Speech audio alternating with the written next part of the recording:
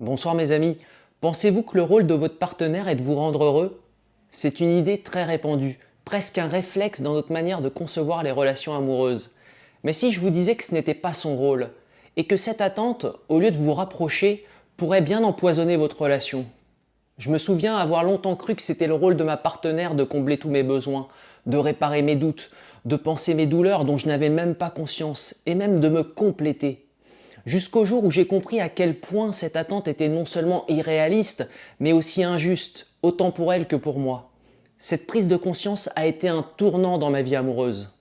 Ce soir, on va comprendre ensemble pourquoi ce n'est pas à votre partenaire de vous rendre heureux, et surtout pourquoi comprendre ceci peut être libérateur, autant pour vous que pour votre relation. En fin de compte, ce changement de perspective pourrait transformer votre manière d'aimer et d'être aimé. Avant d'aller plus loin, il est important de faire un détour et de définir ce que nous entendons par bonheur dans cette vidéo. Je m'appuie ici sur ma compréhension de la vision du philosophe André Comte-Sponville, qui considère que le bonheur est avant tout le contraire du malheur.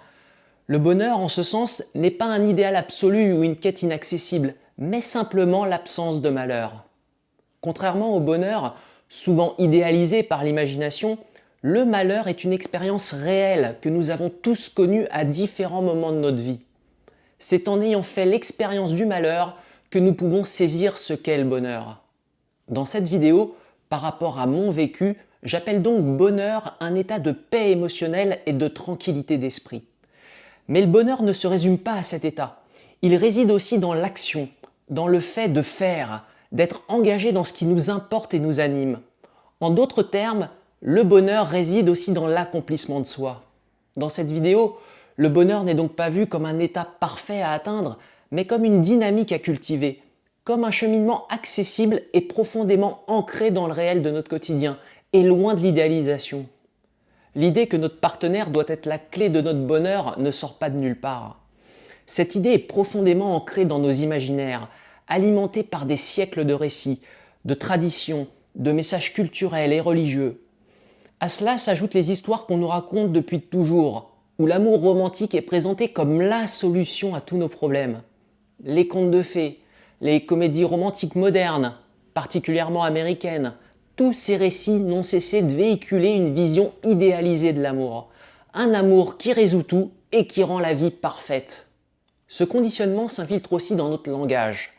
Pensez à des phrases comme « il ou elle est ma moitié ». Rien que cette idée suppose que nous ne sommes pas complets par nous-mêmes et que nous avons besoin de quelqu'un pour nous combler et pour constituer notre totalité. Ce type de croyance façonne nos attentes dès le plus jeune âge, souvent sans que nous en ayons conscience. Combien d'entre nous se sont déjà dit, en regardant une relation parfaite, que c'est exactement ce qu'ils veulent pour eux-mêmes? Et combien ont ressenti une frustration immense en réalisant que, finalement, leur propre couple ne correspondait pas à cet idéal qu'ils imaginaient? Historiquement, l'idée même que le bonheur repose sur l'amour romantique est assez récente. Pendant des siècles, le mariage avait des objectifs plus pragmatiques. Assurer une alliance, garantir une descendance ou partager des responsabilités économiques. C'est surtout avec l'avènement des idées modernes d'individualisme et de quête personnelle que nous avons commencé à attendre de notre partenaire qu'il soit tout pour nous. Un confident, un amant, un ami, un conseiller et une source de bonheur. C'est génial, oui, mais il y a un problème. Ces récits et ces croyances font l'impasse sur la réalité. Les relations humaines constituent avant tout un cheminement, fait de haut et de bas, où chacun doit avancer en étant responsable de son propre bien-être. Soyons réalistes, il est rare qu'une seule personne puisse jouer tous ses rôles à la fois, et ce n'est même pas son rôle. Si on ne prend pas conscience de nos exigences bien trop élevées qu'on impose à l'autre, on risque de fragiliser la relation et d'épuiser émotionnellement notre partenaire jusqu'à le perdre. C'est ça la réalité. Pourquoi cette attente est-elle problématique? Quand nous attendons de notre partenaire qu'il nous rende heureux, nous lui imposons une pression énorme. Si je schématise, c'est comme si nous lui disions de manière implicite « Ton rôle, c'est de combler tous mes besoins émotionnels, de résoudre tous mes malheurs, ou même de perpétuer cette forme de sécurité émotionnelle et d'attention exclusive qui caractérisait mon enfance. » Par exemple, si enfant nous avons bénéficié d'une attention exclusive et fusionnelle de la part de nos parents, il peut arriver, sans même en avoir conscience, que nous attendions de notre partenaire qu'il nous offre ce même niveau d'attention constant, comme si nous devions toujours être la priorité absolue dans sa vie. A l'inverse, si nous avons cruellement manqué d'attention durant notre enfance, ça peut également se traduire par une attente démesurée envers notre partenaire pour combler ce vide. Ce besoin d'attention exclusive peut donc révéler un besoin plus profond, celui de retrouver cette sécurité émotionnelle qui, dans l'enfance, nous apportait confort et certitude, ou qui, au contraire, nous a cruellement manqué. Inconsciemment, nous pouvons alors attendre de notre partenaire qu'il joue le rôle de sauveur, toujours présent, toujours disponible pour combler nos attentes et répondre à nos besoins. Pourtant, cette exigence, bien que compréhensible, n'est ni réaliste ni saine. Notre partenaire n'est ni un substitut de nos parents, ni un fournisseur infatigable d'attention.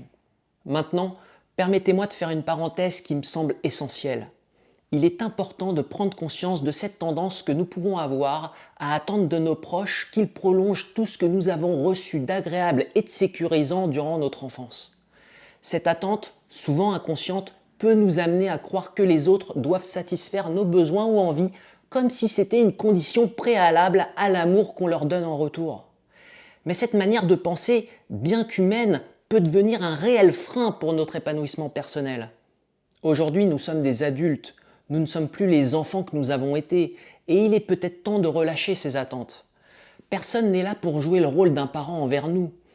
Si ces besoins ou désirs demeurent importants à nos yeux, je crois profondément qu'il vaut mieux chercher à les combler par nous-mêmes, en cultivant les moyens d'y répondre, plutôt que de les exiger de nos proches.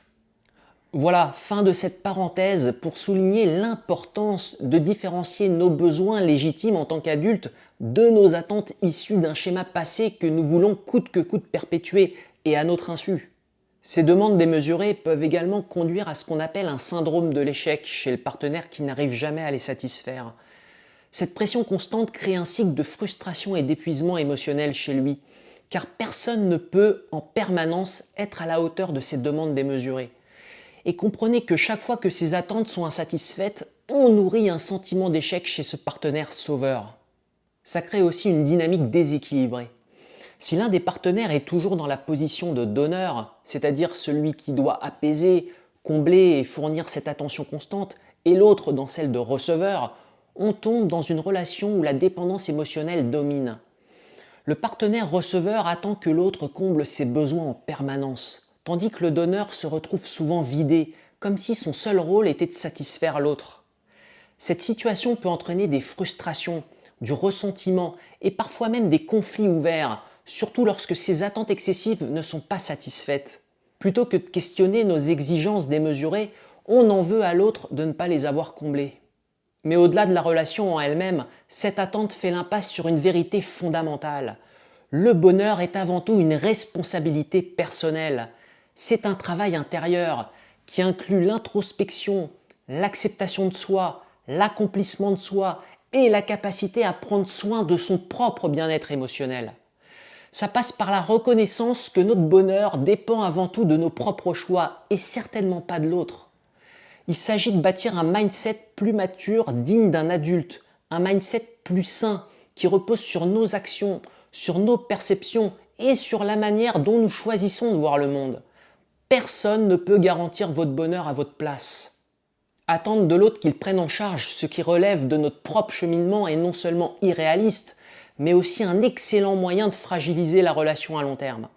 Au lieu de chercher constamment à être comblé par l'autre, c'est à nous de construire notre propre bien-être, de le cultiver de manière autonome, mais fondée sur ce que nous pouvons donner et transmettre aux autres. Bâtir par nous-mêmes notre propre bien-être, c'est aussi donner à la relation l'espace nécessaire qui épanouit les deux partenaires. Comprendre que votre partenaire n'est pas là pour vous rendre heureux, c'est accepter une vérité libératrice. Votre épanouissement est entre vos mains. Ça peut sembler intimidant au début, mais c'est une idée profondément puissante et salutaire. Ça signifie que vous n'avez pas à attendre de quelqu'un d'autre pour vous sentir épanoui. Vous avez la possibilité de vous concentrer sur vous-même, sur vos passions, sur vos projets et vos besoins. Plutôt que de dépendre de l'autre pour combler des vides intérieurs, vous êtes libre de bâtir une vie pleine de sens, de joie et d'épanouissement personnel. Cette prise de conscience peut transformer radicalement la qualité de votre relation. Libéré de cette attente, vous êtes en mesure d'aimer votre partenaire pour ce qu'il est vraiment. Ça vous permet aussi d'être vous-même, sans masque ni faux semblant. Vous commencez à aimer de manière authentique, sans chercher indéfiniment à ce que l'autre vous complète. Ce changement de perspective allège la relation d'un poids énorme. Ce changement de perspective permet à la relation de se nourrir de l'acceptation et de la gratitude, plutôt que d'attentes irréalistes. Vous créez un espace d'amour détaché du besoin, ce qui renforce la confiance et l'intimité. Ça ouvre également la voie à une connexion plus profonde. Quand vous n'êtes plus dans la croyance que l'autre doit être le pourvoyeur de votre bonheur, vous pouvez vraiment apprécier l'autre et être reconnaissant de ce qu'il apporte dans votre vie. L'amour n'est plus un moyen de combler un vide, mais une manière d'échanger et de grandir ensemble. Oui, c'est aussi une opportunité de grandir ensemble. Un couple, c'est avant tout une équipe. Plutôt que de dépendre de votre partenaire pour combler vos besoins émotionnels, vous pouvez explorer et nourrir vos propres chemins personnels. Vous êtes alors en mesure de partager vos évolutions respectives, de vous soutenir mutuellement dans vos parcours individuels. Votre partenaire devient un compagnon de route, un coéquipier, quelqu'un qui enrichit votre bonheur, mais il n'en est plus la condition. Prendre conscience de cette vérité, c'est une chose, mais comment la mettre en pratique au quotidien? Tout commence par un travail sur soi. Il est essentiel d'apprendre à se connaître, à identifier ses propres besoins et envies, afin d'éviter de les déplacer sur l'autre. La construction d'un bien-être personnel passe aussi par le développement de nos propres passions et projets, via un cheminement qui nous correspond vraiment. Être épanoui seul, c'est déjà poser les bases solides pour une relation de couple équilibrée. En tant qu'adulte, il est aussi crucial de reconnaître que nos insécurités sont avant tout notre responsabilité.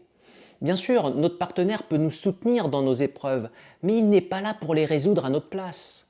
Cette prise de recul nous invite à reprendre la gestion de nos émotions, à chercher des ressources en nous-mêmes pour avancer.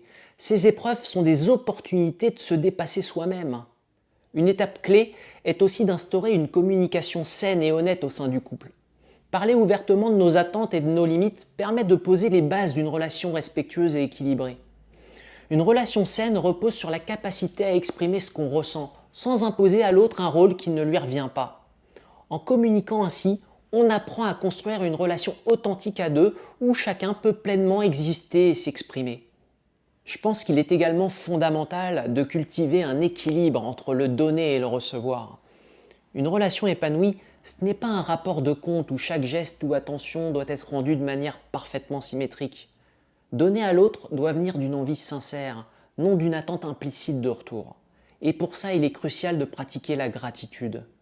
Prenons le temps de remarquer et d'apprécier ce que notre partenaire fait déjà pour nous, plutôt que de focaliser sur ce qu'il ne fait pas ou sur ce qu'il ne pourra jamais combler en nous.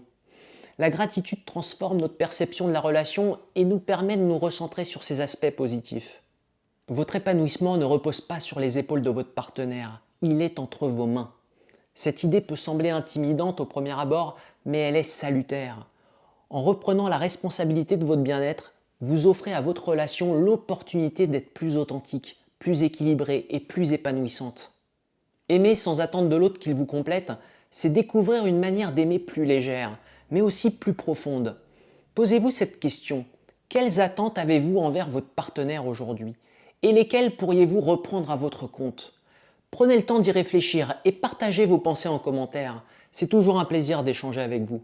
Si cette vidéo vous a parlé, n'hésitez pas à la liker et à vous abonner à la chaîne pour ne rien manquer des prochains contenus. Merci d'avoir pris le temps de m'écouter jusqu'au bout.